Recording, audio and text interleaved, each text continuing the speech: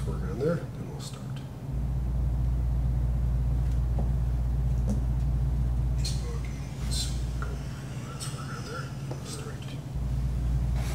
All right, looks like we're good to go.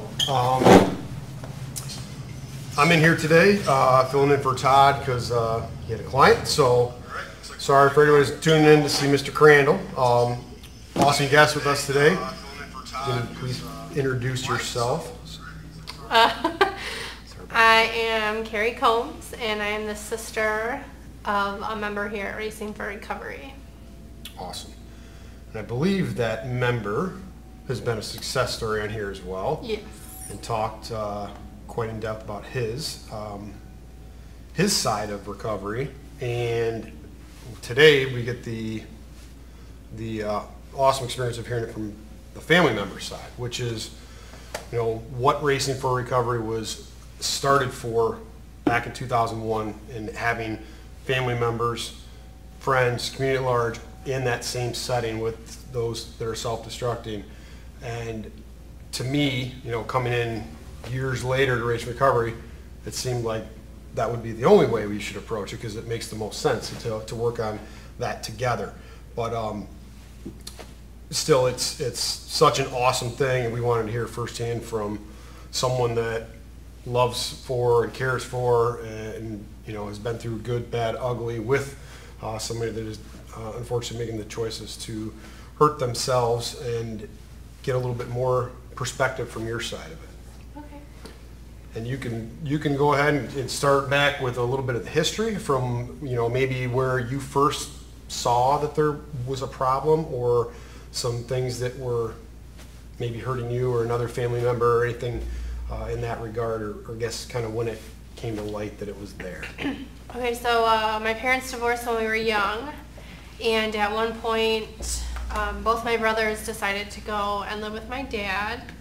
And I remember on one weekend going over there and them kind of making jokes about some of the things that they had done with their friends, hanging out, and just, I don't want to say that like trying things like drugs and alcohol is a part of like something that everyone kind of goes through, but I kind of think it is. Mm-hmm. I think that a lot of kids go through this phase where they try cigarettes or alcohol or even other substances, and so I just kind of felt like that's what they were doing. Right. I didn't really know that it was an issue, or that it was becoming an issue, because I don't, if you had listened to his story, he said that he had started at 14. And what age did you say that you saw that little bit of experimenting? Probably about around that same time? age. And so I guess like he had kind of started, and it all just kind of snowballed. I didn't really know there was a problem until early in his adult life. I didn't realize that it was such a big issue. And it was mostly like his attitude and the way he started treating people. My mom has custody of his son, and the relationship with his son's mother was complete chaos from the very beginning. And we were able to get my nephew out of that situation. And that's kind of the first time that he ever admitted to having a problem. So we kind of thought, like, as part of that whole situation, he had to go to AA meetings and domestic violence classes. So we just kind of were like, okay, everything's working itself out. But apparently it wasn't. And things just kept getting really bad. He was working at a factory, and he crushed his arm. Like, his whole entire right arm is, like, even to see it today, the scar is pretty gnarly. Wow. And he had been clean for a time before that, but then he crushed his arm and ended up in the hospital and had repeat surgeries on it, and they had to take skin grafts from his legs. And at that point my mom took him, like, had him move in with her so that she could help take care of him during that recovery process. And with that recovery process, he was given pain medication to help with, I mean, I can't even imagine the kind of pain that he was in. So the medication just wasn't enough. Like, it wasn't even taking the edge off. Like, we had noticed that he was crushing his pills to take them instead of, like, taking them like Yep. by mouth. Yep. And he said it just got in his bloodstream faster, and it was the only way he could deal with it. And things just kind of progressed from there. Eventually, he started lying and stealing and just wanting money from everyone. And people gave it to him initially, and we thought we were helping him. And Did he tell you what he was using the money for, or just he kind said of at the time, like, he needed the money to go do drops for probation, drug drops. And we thought, we believed him, but it was $50. It was always $50, like, always. And so we were like, okay. And then he would take off all hours of the night. We would notice that he'd start to get antsy, and shortly after he'd start to get antsy, he'd start asking for money. And so, like, slowly we kind of piece things together. I have no form of reference with addiction. Like, that was the first time I ever experienced any of that. My parents all were new to you. addicts. I personally don't drink or smoke or anything like that, so I didn't know. I had no idea. And so he started to get violent when we started telling him no. And he would, like, throw things at the wall or, you know, threaten things to my mom, and it was scary. And he'd do it. I have 3 children, and he'd do it when all the kids were there. Like, it was just really, really scary. And to hear my 5-year-old and my nephew, who is 8, will tell me sometimes, Mom, do you remember when you used to cry because you were so worried about Uncle Brendan? Wow. Well, I'm glad you don't have to cry anymore. Wow. And to That's it. hear that and to know that, like, those are some of their memories is really, really heartbreaking. But rather than hide that from them, I'm glad that I don't have to cry Yep. like that Right. anymore. And, thankfully he's getting help. The breaking point for me and my brother's addiction, he had come over. My mom had eventually kicked him out of the house, and he was homeless from October to March. And within that time, a couple of us family members were taking him food or trying to make sure he had clean clothes.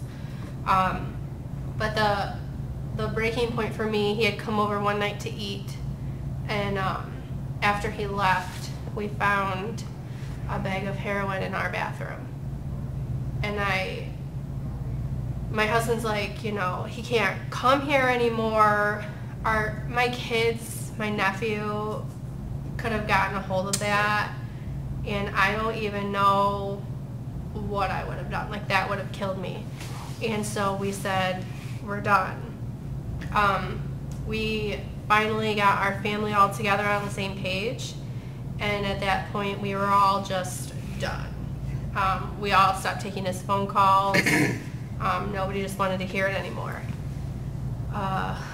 Shortly after that, his car was shut up on the east side of Toledo, and I remember driving over there with my mom and seeing that on the street, and just, had he have been in the car, he would have been dead. And by some stroke of luck, he wasn't in the car. At that point, like, I told my husband, like, I can't not try to help him.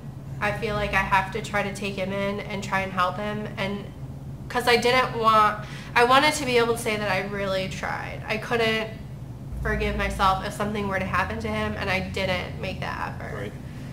So we told him, like, you can come stay with us, but there's no drugs. You can't talk to your friends from over here anymore. And we did all the wrong things. We put him on lockdown, and we didn't let him talk on the phone. He wasn't allowed to leave. He essentially had no privacy, and all that did was add fuel to his fire.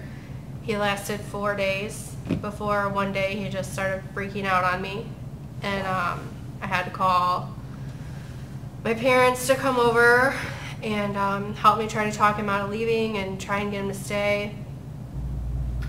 And we failed. He took off, and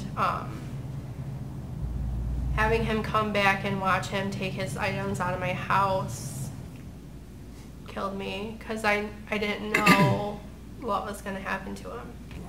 And then 2 weeks later, I was up at 1 a.m. feeding my 9-month-old son at the time, and I got a phone call from St. Charles Hospital from a nurse telling me that my brother was there, he was gravely injured, and I needed to get to the hospital now. And I think I just froze. Like, I didn't know what to say. Like, she couldn't tell me any details because I was a sister, not a parent, and your parents are considered your next of kin. And even though I guess he was coherent for quite a while, he said, call my sister, this is her phone number, call my sister. So she called me, and he had collapsed like shortly after. He was stabbed in his carotid artery, but we didn't know. And when I called my parents, and I tried to call St. Charles, and they told me that he was no longer there, and they weren't allowed to give me any information where he was. Jeez. So my parents and I spent the entire morning calling around hospitals. Nobody had anybody by his name, so we called around again asking for John Does that had been brought in. Wow.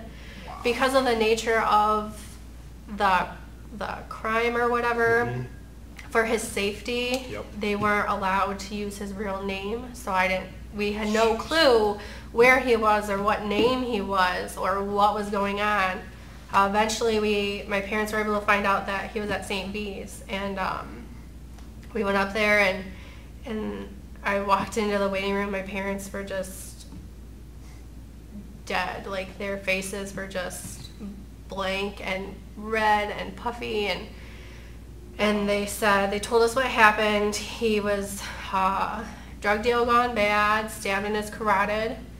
I know I had mentioned before, but they 99.9% of those cases don't even make it to the operating room table.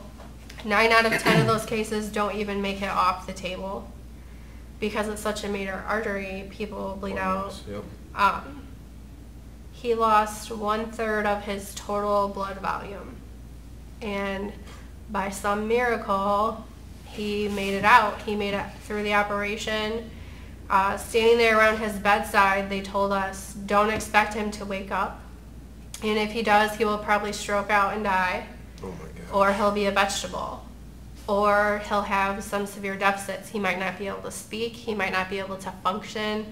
But they said, don't even expect that. Don't even expect him to wake up and not be able to function. Like, you should just expect him not to wake up. So that was the reality of our situation. And a few hours later, that kid opened his eyes and started fighting the breathing tube.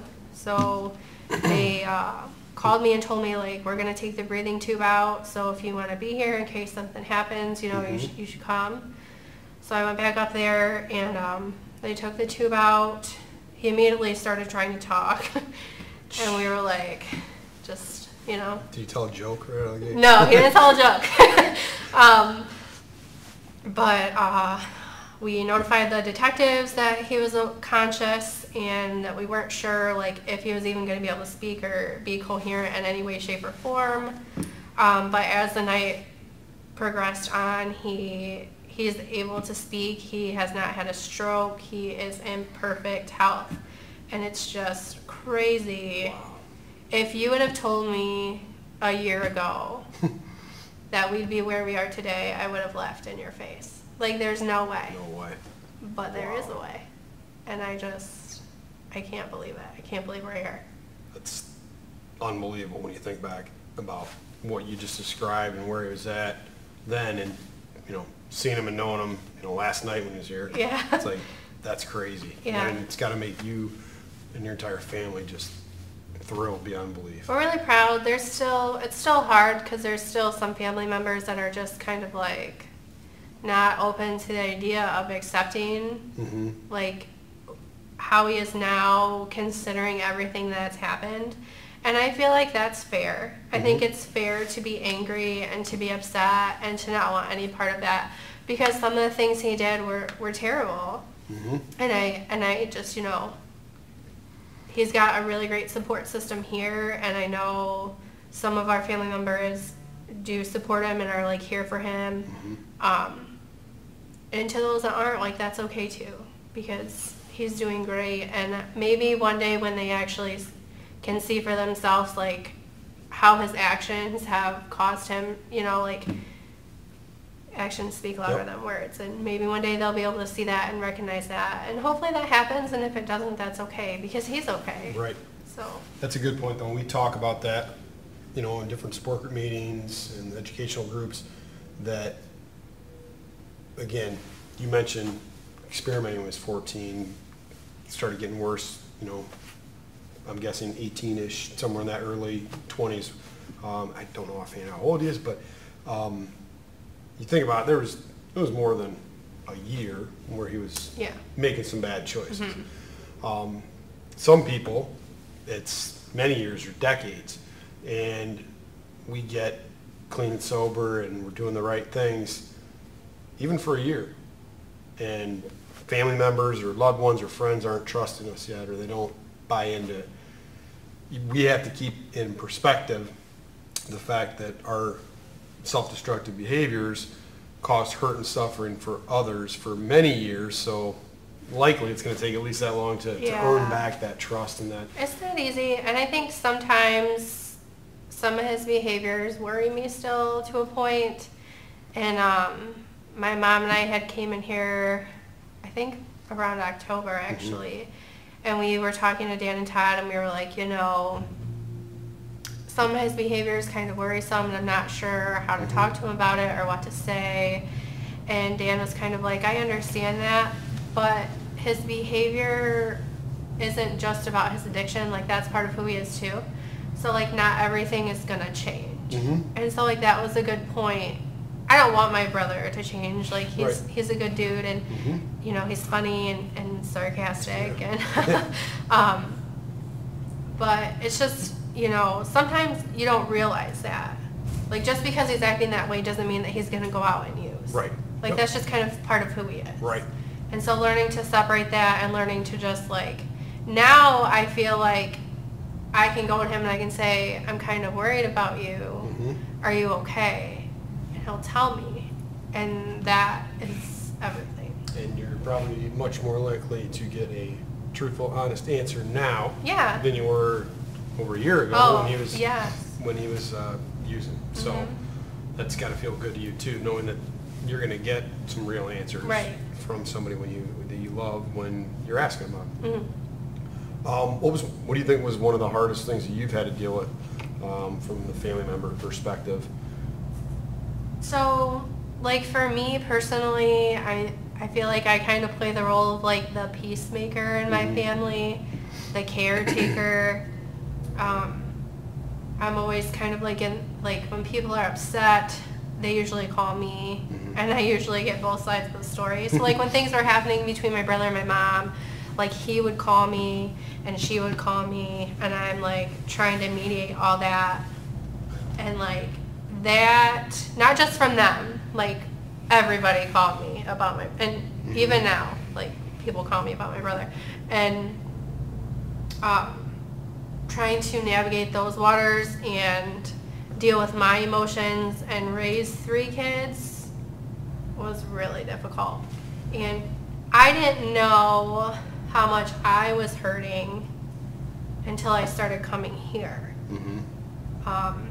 About 6 months into my brother's recovery, I had noticed a huge difference in him, and I had wrote you guys that letter. Yes, it's hanging up in our hallway, right?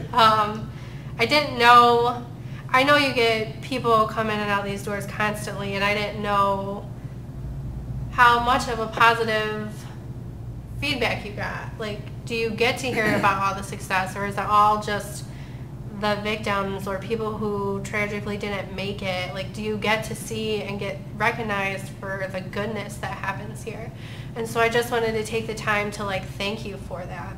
We appreciate that a lot. So I gave it to him to give to you, and he told me that Todd made him read it out loud in his IOP group. And after that, he invited me to come to a Thursday night meeting. And Awesome. I've been here ever since. That's awesome.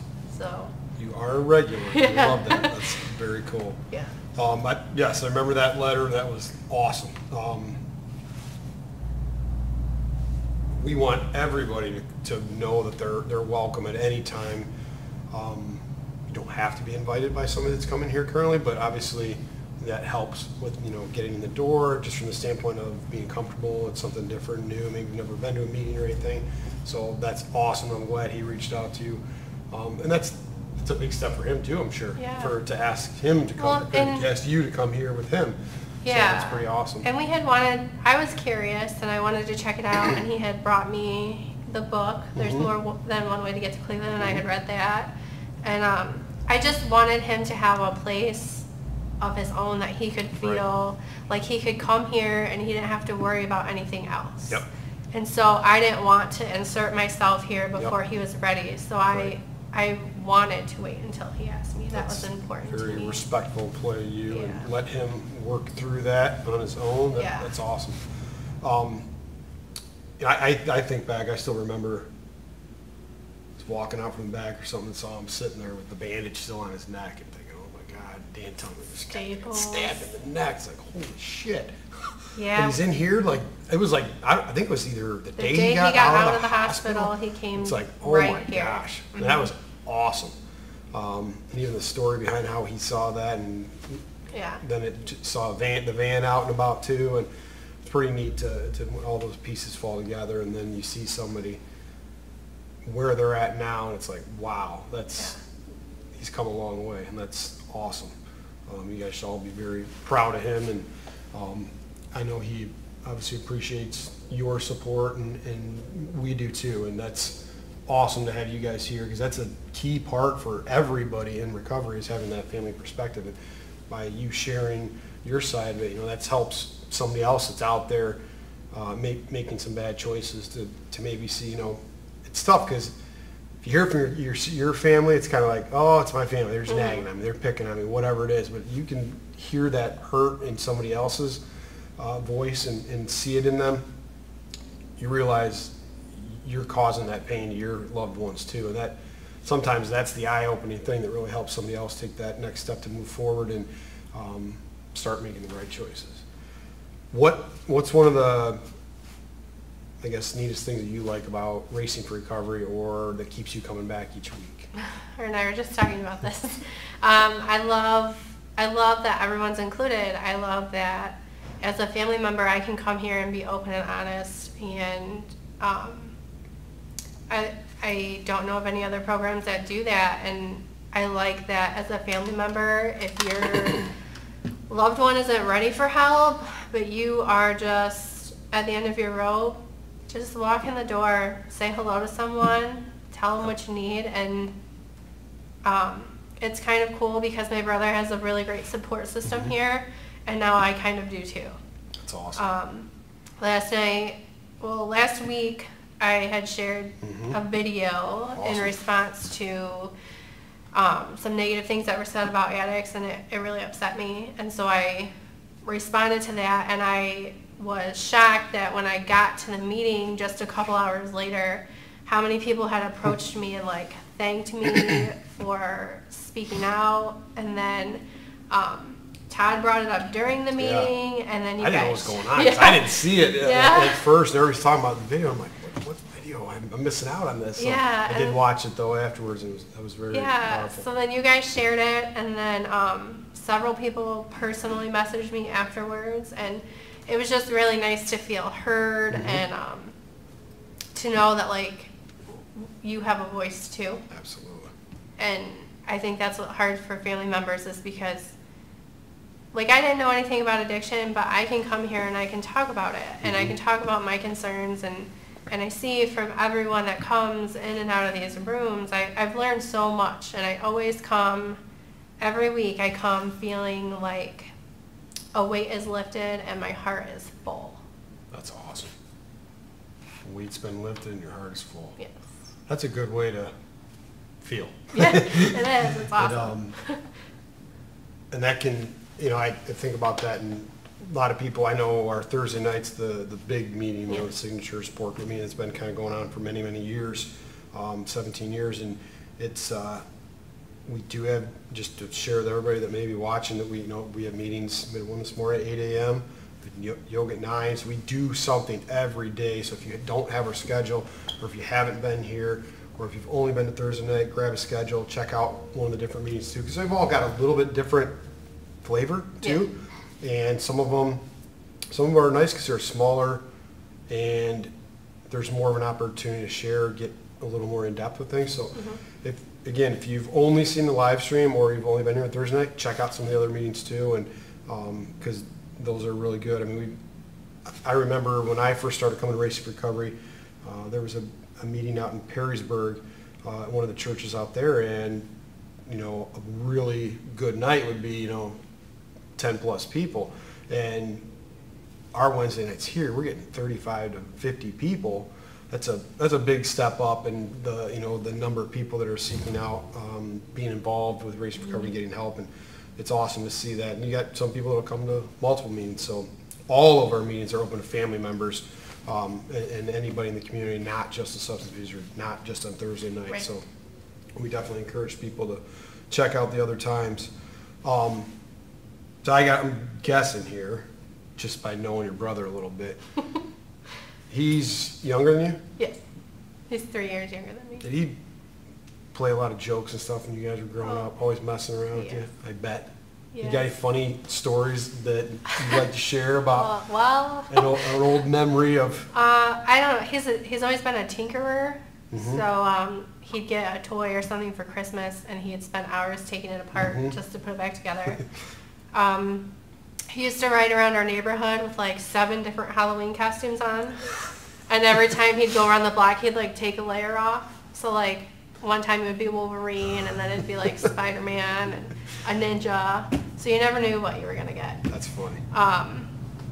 The biggest prank he's ever done on me, I was in the shower, and within 15 minutes, him and my other brother completely emptied my entire bedroom, my dresser, my bed, my closets. Nothing was, like, I came out of the shower to a completely empty room. And great. My bedroom door like squeaked at the time, and the bathroom was in between our 2 bedrooms. So a couple days before this, they had been WD-40ing my hinges so that they wouldn't squeak. Oh my gosh. Smart kids. Yeah. So. That's funny. Yeah. So. Had somebody commented here. Your mom says the cat. Oh. So is that another I had a cat. story? Yeah, I had a cat, and he had a toy ambulance that was, maybe this big around, and he shoved my cat in there multiple times, and the cat was not small. So he's like, "Mom, look what I did to Midnight," and all you see is these big yellow eyes sticking out of this tiny door. We had to like take the ambulance apart to get the poor cat out. And then he's like, "I don't know why she doesn't like me," and I'm like, That's "Wow, funny. you shove her in an ambulance." So there's that. That's great. He's always plotting on something, isn't he? Yeah. In a good way now. Yeah, and I know when he went to Colorado, he did a bunch of stuff. Oh yeah, I and- saw some pictures of some. Yeah. That's But fun it's stuff. nice because for a long time, It's all good, clean fun too. Yeah. It's not, Yeah. it's hilarious. and for a long time, he wasn't present. Like when he was around in his addiction, he was falling over asleep on the couch, and like the kids are trying to get his attention, and he's not able to like respond. And now he's like on the floor playing with them, and he has actual conversations with you, and to see him come back and be funny Yep. and have a sense of humor, it's just, Good it's stuff. really amazing how far he's come. He has come a long way. It's funny because this coming weekend is the Sylvania Triathlon. I remember Brendan was the only person I think that came out to help me there, and he spent like the whole day with me, setting some things up, helping clean up, and he was pretty new into it then, and I remember that, but he jumped right in and was out there willing to help, and he has definitely come a long way in a year plus now, so that's awesome.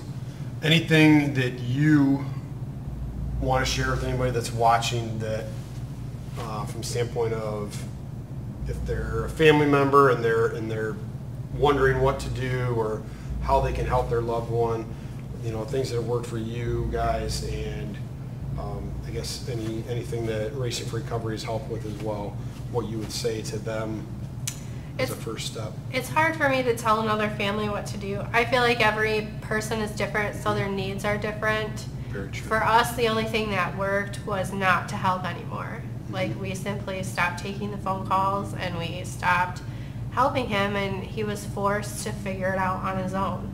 And he almost lost his life because of it, and I'm grateful he didn't. But because of that ultimate low, he finally made the choice to come here for himself.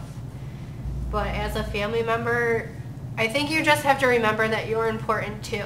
Yes. And the addiction affects you too. And it's okay to not be okay. Mm-hmm. And it's okay to talk about what's going on with you and how you're feeling. And if you need help or you need support, just come to a meeting, walk in those doors, sit down, and you don't even have to share anything. Just come and listen to what other people have to say. There were so many family members here last night that said they were here and they just needed support because they didn't know what to do. Their loved one is not yet in recovery, but you can come for you.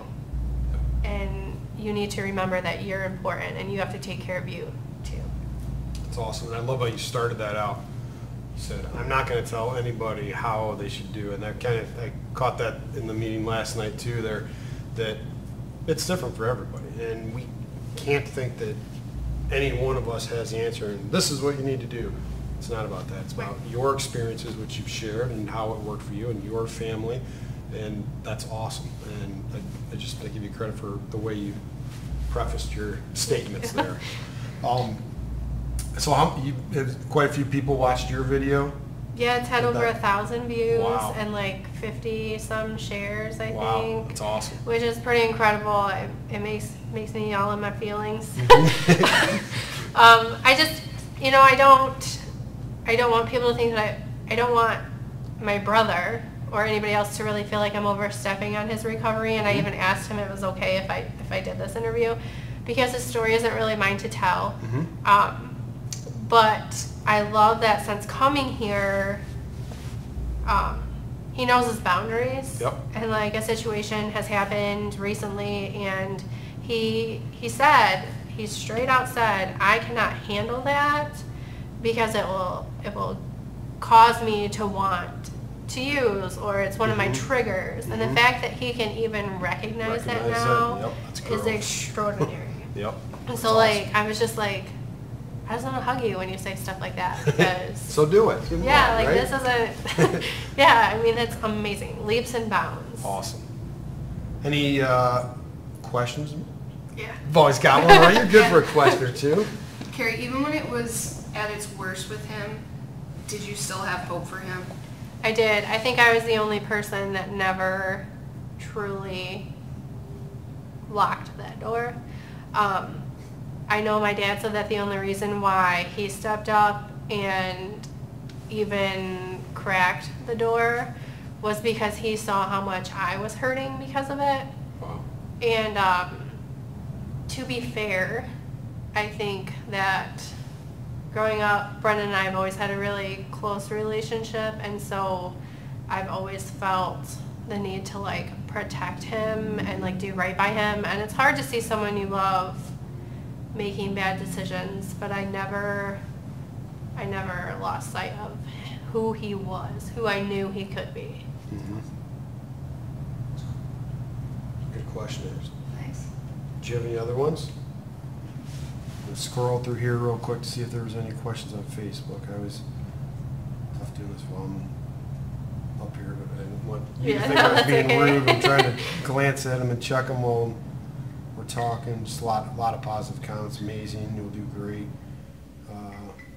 Mom with the kids watching. We're so great. You rock, Carrie. Awesome. Good stuff here.